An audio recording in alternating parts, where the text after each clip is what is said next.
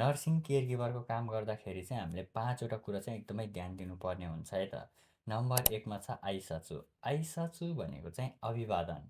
बुढाबुढीहरूसँग बोल्दाखेरि सधैँ मुस्कुराएर र स्पष्ट स्वरमा बोल्नुपर्छ।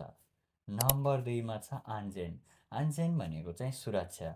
बुढाबुढीहरू भनेको चाहिँ लड्ने सम्भावना एकदमै धेरै हुन्छ, त्यसैले हिँडडुल गर्दाखेरि चाहिँ हामीले सधैँ ध्यान दिनुपर्छ।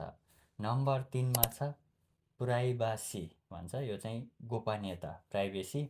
लुगा फेर्दा अथवा टोइलेट जाँदाखेरि मद्दत गर्दा चाहिँ हामीले उनीहरूको इज्जत र गोपनीयताको एकदमै ख्याल गर्नुपर्ने हुन्छ। नम्बर 4मा छ खान्साचु। खान्साचु भनेको चाहिँ अवलोकन है।